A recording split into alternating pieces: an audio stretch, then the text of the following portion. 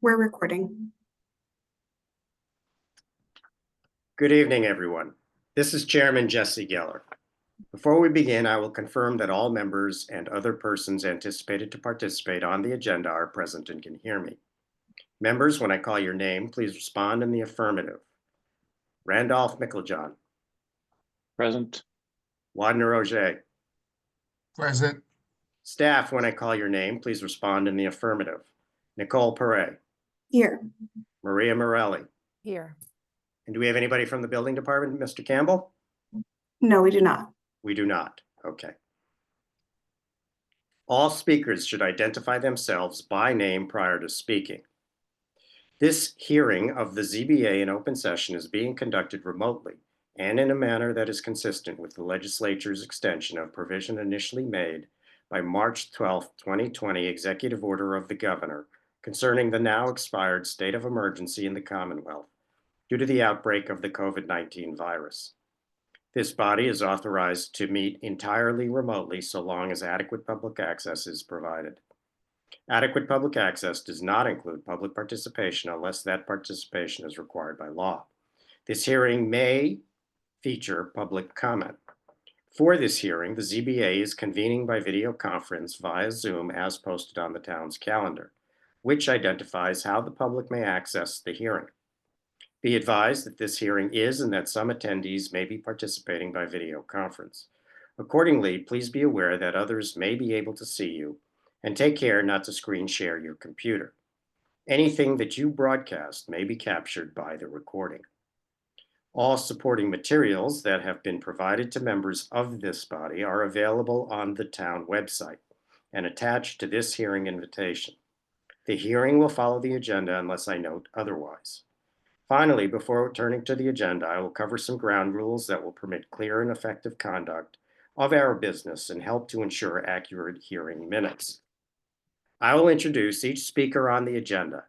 After they conclude their remarks, I'll invite each member by name to provide any comment, question, or motion. Please hold your own until your name is called. Please also remember to mute your phone or computer when you are not speaking, and to speak clearly and in a way that helps generate accurate minutes. Before responding, please wait until the floor is yielded to you and state your name before speaking. If members wish to engage in sidebar conversation with other members, please do so through me. Finally, each vote taken in this hearing will be conducted by roll call vote. For any public comment component of this hearing, I will first ask members of the public who wish to speak to identify themselves by name and address only. I will call on each by name. Please enter your name into the chat section. You can find the chat icon on the bottom of your screen. Click on this icon and the chat window will appear on the right. Our host, Nicole, will queue members in the order in which their request is received. Additionally, we will ask if members of the public who are calling in would like to speak in favor of or in opposition to specific relief. We have, excuse me, two matters this evening, both unusual. Our first case, which is case number 2021-0059, relates to a comprehensive permit that was issued for 32 Marion Street, and the date of issuance of the decision was December 1, 2021. This is actually a bifurcated process. The initial portion of this process will be a determination by the board whether the request is for the modification is insubstantial, easy for me to say. And that is relevant in 40B cases, because should the board determine that it is substantial, what would next have to happen is there would need to be a scheduled hearing by the board. Should the board determine that the requested modification is insubstantial, then the modification would be administrative in nature, and we could proceed to hear the administrative details of the modification. So having said that, again, for the record, I am Jesse Geller. Seated with me this evening are Randolph Micklejohn and Wadner Auger, and we'll hear the applicant's presentation initially. And again, Jennifer, I see you there. If there's anything you want to raise with respect to administrative component, we're happy to hear it, but the board will initially have that discussion. Okay, thank you so much. Jennifer Sure. DePazzo Gilbert here on behalf of the Brookline Housing Authority.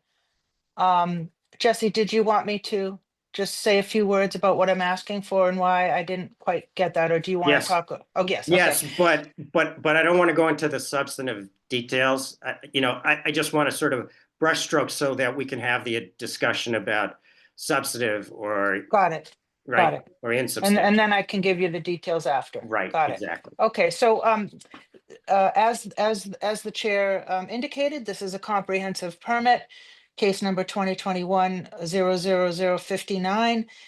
This comprehensive permit was issued December 1st, 2021, and the project itself is fully underway and scheduled to be completed in January 2026.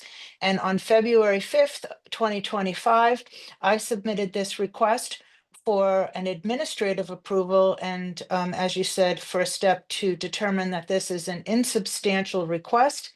And then once the board is ready, I will go into a little further detail of what the request is. Okay. And just so that we can determine whether it's substantial or insubstantial, I think you do need to obviously tell us Yes. the modification itself. Okay, so I am asking for a modification to one particular condition. That's condition 47O. And in my filing, I cite to the regulations what would be some examples of what would be considered a substantial change and what would not be a substantial change. And that should help guide the board in determining whether this change to this particular condition, which involves work that was requested by the Department of Public Works to mitigate concerns at the nearby intersection at Marion and Park Street. Simply requesting, rather than BHA doing the work, we met several times with DPW and they would accept a payment in lieu of doing the actual work, a payment from the Housing Authority to the DPW to complete the work themselves. And that payment would be $87,500. Would you like me to read how that would change the actual condition? Sure. Okay, so the condition states as follows currently. 47O, the applicant shall fund and oversee the design and construction of pedestrian improvements at the intersection of Marion Street and Park Street to the town specifications as determined by the Director of Engineering and Transportation. Improvements shall include ADA compliant wheelchair ramps at all four corners, a curb cut extension on Marion Street at the southeast corner of Marion Street and Park Street, crosswalk pavement markings, and 2 in-street pedestrian crosswalk stanchions, signs with portable base on both approaches of Park Street and related work. And then the modification would add to that the following sentence. In the alternative, the BHA may make a payment in the amount of $87,500 directly to the Brookline Department of Public Works to satisfy this condition. Great. Thank Great. you. And I think rather than repeat this later, why don't you just note the letter we've received? Yes, the letter you received is dated February 5th, 2025. It was emailed to Nicole Perret and addressed to Jesse Geller as chair of the board. No, I Huh? and Oh, from yes. And the DPW, we met with them There you several go. times. And you should also have in your record confirmation from the commissioner, Erin Shute, by email dated January 30th, 2025, that after these several meetings, she agrees and has no objection to this change to the condition. Thank Perfect. you. Sorry, I was obtuse. Um, Okay, so board members, let's have a discussion on the procedural nature. and I'll jump in first. I think the addition allowing for a payment rather than undertaking the work is not what I would view as substantial, and in fact is what I would view as insubstantial. I don't think in particular that it really makes an enormous difference. I don't think there's a value addition in forcing BHA to do this. Widener? I agree with you, Jesse. I think that, you know, just reading this, it makes sense for the town to do it, you know, as long as the applicant gonna make the payment, because the town has the expertise and then they have the ability to hire a contractor to do the job. So rather than, you know, having the housing, the applicant doing that, and it's probably gonna take more time. I think it makes sense, and that I don't believe it is substantial in that Great, regard. thank you. And Randolph?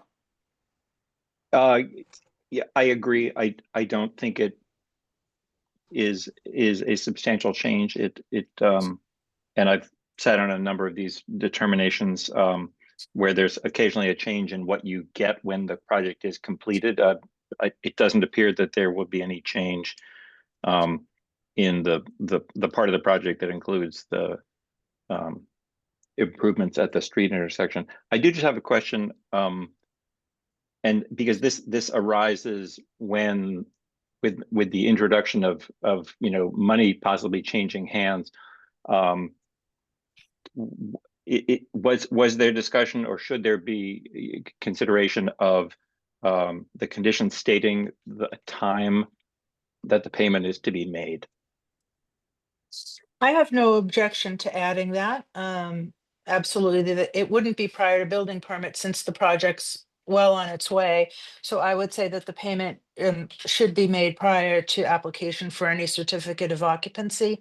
And honestly, it can be earlier than that. You know, that wasn't really discussed with the Commissioner Shute and her team. Right. So Is there a single CO or are there multiple COs here? I think they'll likely be a temp, and then a final. So I would say prior to any CO application. Okay. And it might be sooner than that, honestly. I'm fine with that. And Randolph, that's a very good observation, comment. All right, thank you. Yeah, I'm satisfied with your timing relative to the CO. Are we gonna Yes, we are. do we need to have the wording of that to be able to vote our determination here?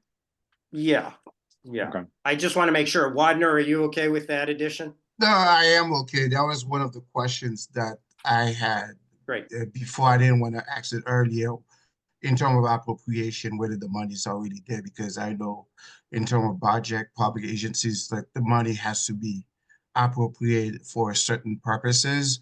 And I was planning to ask that questions when we get to the next stage, but I think that's a legitimate question, a legitimate Okay. condition to add. So Randolph's question, and I think we just add the phrase prior to application for any certificate of use and occupancy at the end of the proposed modified language. Jennifer, that's fine with you? That's fine with me. Okay, so Great, board members, thanks. let's vote on the modification. Randolph? Not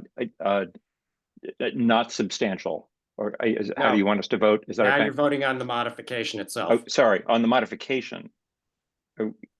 Voting to Approve it. approve the, oh, I see.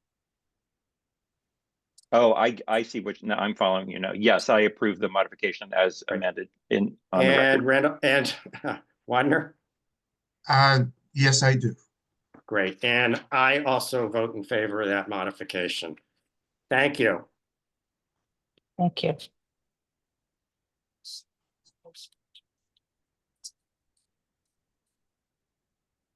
Okay.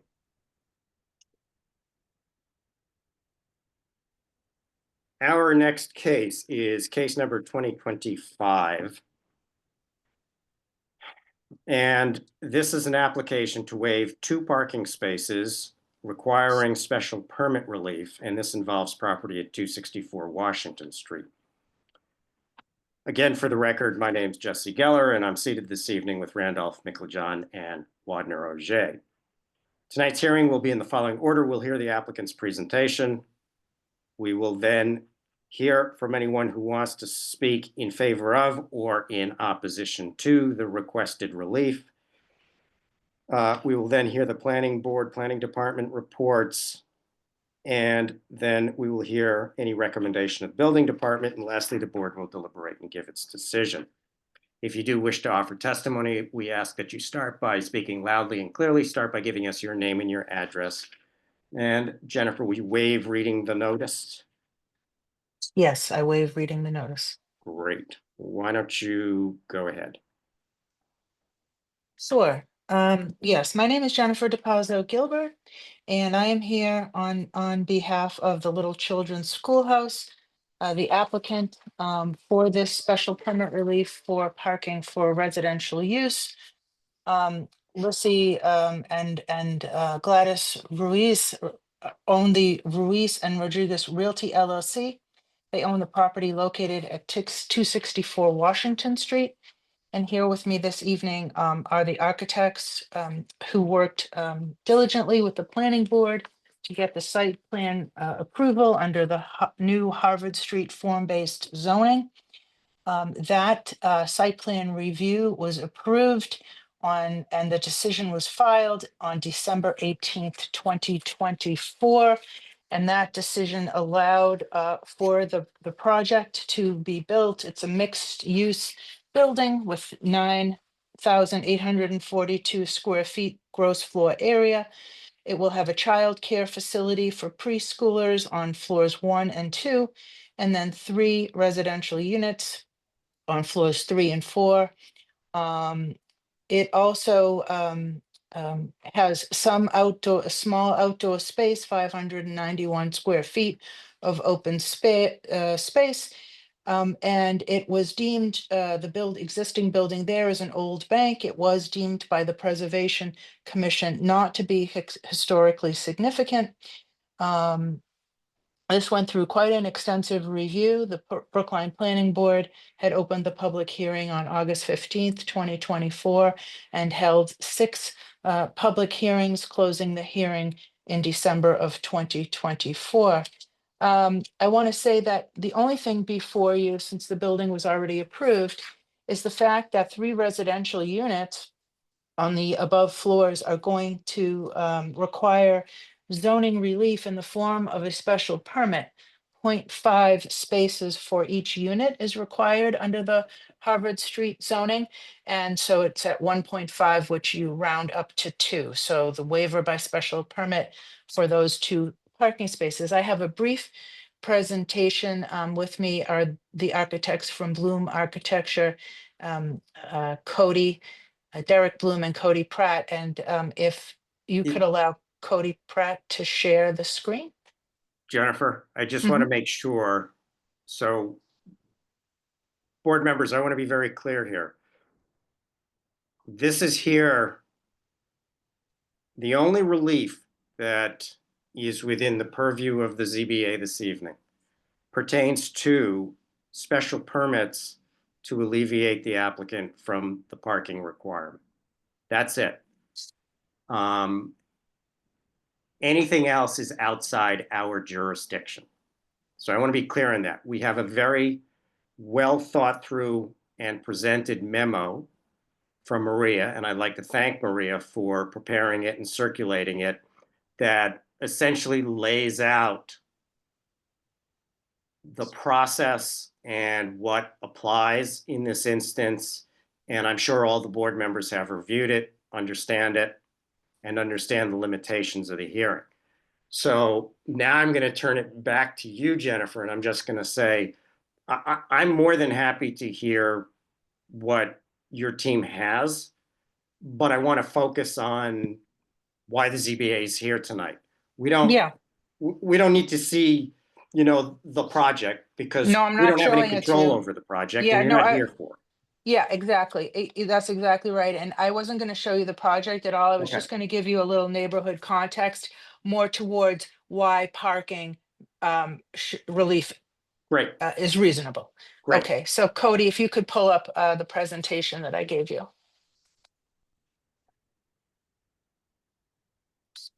Okay, so this first slide is a little picture of the site plan. Again, the proposal is to use the upper third and fourth floors for 3 very modest sized residential dwelling units. We have to waive 2 parking spaces, and we can do that by special permit under the criteria in 9.05. Unit 1 is a front unit. It has 2 bedrooms and 1 bathroom. It's 750 square feet. Unit 2 is in the rear of the building on the 3rd floor. It's 1 bedroom, 1 bath at 598 square feet. And the 3rd unit is on the 4th floor. It's a 2 bedroom, 1 bath at 970 square feet. So you can see that these are pretty modest units compared to what comes before the board very often. So next slide, please. So a little neighborhood context. Here you can see with the arrow, this is the property. It's shaded by the building next door, and that's a 1-story, the old bank in Brookline Village. Next door, so at 264, we're proposing 3 units with 1 commercial unit, that's the daycare, and 0 parking. To the left is 256 Washington Street. That building has 8 residential units and 1 commercial unit. It has 0 parking. To the right is 274 Washington. That has 4 residential units, 1 commercial unit on the ground floor, and 0 parking. Directly behind our building is 11-15 Davis Ave. That's a residential building with 9 units, 0 commercial, and 0 parking. Going down Washington Street, 280 Washington Street has 5 residential units and 2 commercial units, also 0 parking. And then my office at 300 Washington Street has the office, that's the 1 commercial unit, and has 2 residential units above and also 0 parking. If you could go to the next slide. So this is an incredibly transit-rich neighborhood. It's also located in the Transit Overlay District. It has MBTA stops within walking distance. You have the Green Line within 3 minutes at the Village. You also have Brookline Hills over by the high school, 10 minutes. What I didn't show here is you can walk under the bridge into Boston at Huntington Ave. And there's also a train that goes down Huntington Ave and a bus line. You also have bus stops right outside this property. 3 bus lines within walking distance, Route 65, Route 66, and Route 60. And then additional modes, you have a blue bike station at Town Hall, a blue bike station, 3-minute walk to the T-stop, and you also have a zip car less than half a mile away. Next slide, please. Okay, and this is just a picture taken from the 25% recently approved Complete Streets proposal that's going to the state to seek funding. I added this only to show that this area here, and you can see our property is the one marked with the red T, but this area is targeted for a really massive pedestrian and bike-friendly infrastructure changes. So if we assume that that goes through, it'll be even more pedestrian friendly and available for safer bike travel. Next slide, please. And I just wanted to show the site constraints here. Highlighted in blue is our parcel. There's no access to the rear. And in fact, on the left, you'll see the arrow there that driveway access is actually prohibited from the front street, in this case, Washington Street. And so in that sense, it's landlocked. And even if we were to build up and try to get parking, you couldn't have a driveway coming off of Washington Street. I would say that I don't need to argue a variance, but that might even be a variance argument there that the town created. But in any event, next slide, please. I do believe that a special permit to waive the 2 required spaces is appropriate here. Under section 9.05, the criteria is met. This specific site is an appropriate location for the use. it's a residential use. Residential uses are allowed as of right in this district. The use as developed will not adversely affect the neighborhood. There are many other residential buildings of the same size or bigger nearby. There'll be no nuisance or serious hazard to vehicles or pedestrians. We're trying to get rid of cars, keep cars off the site. So vehicular access will be prohibited. Adequate and appropriate facilities will be provided for the proper operation of the proposed use. All of the elements of the site plan review and departmental input was sought, and that input was given to the planning board in their approval. And the development as proposed will not have a significant adverse effect on the supply of housing for low and moderate income people. And I would argue that this type a size of units would actually help with more moderate rental options for folks. So I would ask that you grant the special permit to waive the required parking. And thank you. Thank you, Jennifer. And Cody, Board you can take members. the screen down. Board members, questions for Jennifer pertaining to the requested relief? Let's start with you, Wadner. I do not have any questions. Great, thank you. Randolph? Yes, thanks. I've got a couple questions, Jennifer, and this is just information. I appreciate your going through a relatively brisk presentation, and it was clear. Just going in reverse order from your mentioning these things. The reason for no driveway allowed from Washington Street, is that because of the permitting of the curb cut, or what is the nature of that impossibility? Yeah, I think that when this, and probably Maria, who knows this probably by heart, I think the intent of that was as projects were built under the Harvard Street form-based zoning, they just wanted to prevent those curb cuts for safety reason, for aesthetics. And so a lot of these projects, this is the first one, but I think a lot Right. of these projects, as they're developed and as leases turn over, et cetera, will have the same issue. And it was just stop curb cuts, make it safer. And because it's in a transit overlay district, parking really isn't needed. Yeah, it's also in an intersection, of course, which, and which is maybe subject to change from the Washington Street project. True.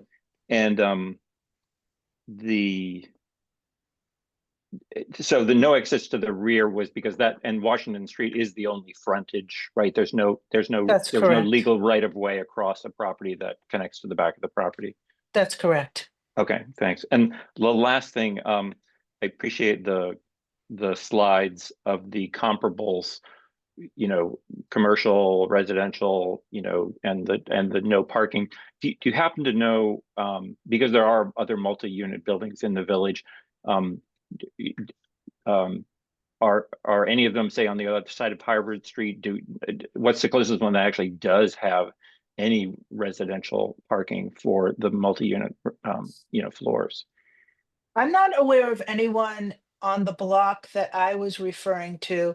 There is some parking down an alleyway on the other side. If you're on the post office side of the village, Yeah. there's sort of like a crummy, like little private way that goes in the back of some of those buildings. Yes, opposite Davis Ave.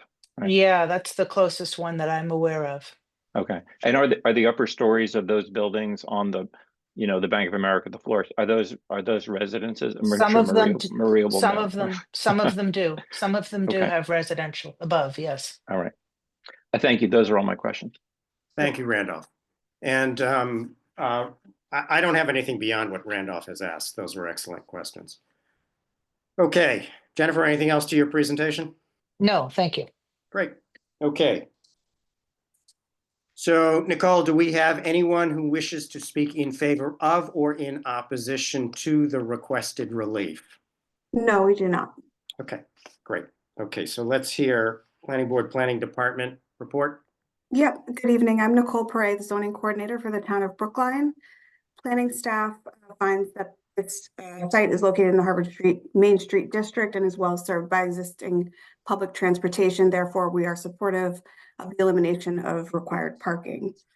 The Planning Board decision PLN 25-00012, which was attached to the meeting materials, finds that pursuant to the Harvard Street Form-Based Zoning Code, Step 13 on page 106, the applicant may proceed directly to the Board of Appeals for the public hearing. And in its decision, the Board of Appeals reserves the right to impose its own conditions in addition to those required by the Planning Board decision. Per PLN 25-0012, the decision serves as the Planning Board's report for any required special permits or variances. Therefore, there were no recommended conditions of approval. However, if the zoning board would like to place the standard conditions, I'm happy to read those for the record. I just wanted, thank you, Nicole. I just wanted to add that The standard conditions being 1 in typical 3, I assume is what you're referring to. Yes. They'll actually record the decision. Yes. Yeah, why don't you read those? Okay. So number 1, prior to the issuance of a building permit, the applicant shall electronically submit final floor plans and elevations stamped and signed by a registered architect and a final site plan stamped and signed by a registered engineer or land surveyor to the Director for Regulatory Planning for review and approval. And 2, prior to the issuance of a building permit, the applicant shall electronically submit to the building commissioner for review and approval the site plan, floor plan, and elevations, displaying the approval stamp of the Director for Regulatory Planning and evidence the Board of Appeal decision was obtained from the town clerk's office by the representative and recorded at the Registry of Deeds. Thank you, Nicole. And anything from the building department? Yes, I have a memo here from our Campbell, Deputy Building Commissioner, and regarding 264 Washington 2025-0003. He writes that the building department has no objection to the requested relief and will work with the petitioner to ensure compliance with the zoning bylaw, board decision, and applicable codes. He also writes that compliance with state building codes in regards to egress, light, ventilation, air, and life safety will be reviewed at the time of the building permit application. Thank you, Nicole. Board members, deliberation and decision. Let's start with you, Randolph. Thank you. And just because we're just at the beginning of this, Jesse, I have a question that and maybe this works okay as part of deliberation, but it might be directed to staff. Can I just put the question out there? Yeah. And this is, I hope everyone will understand, this is not a threatening or tendentious question, but because we have this planning board first and then ZBA afterwards. And thank you, Maria, for all your clarifications, both in person and in the memo about how it works. I'm just curious what would happen in the procedure that we're in now should we deny this relief? well, I think the planning board decision made it very clear that they don't have any authority to grant relief from the zoning, and their approval of the site plan was contingent on the Board of Appeals approval or denial. So that's pretty clearly stated. Okay, yeah, thank you. I apologize if I must have missed that. Is it in their decision? Yes, on page 9. Yep. Got it. Yep, exactly. Okay. The site plan review is attached to either a building permit or a special permit. And I do want to say for the record that the planning board is supportive of the elimination of the minimum parking requirement. Oh yes, no, that was clear, but this sort of helps put the chain together. But yes, to be clear, Randolph, I want to be clear here. Yeah.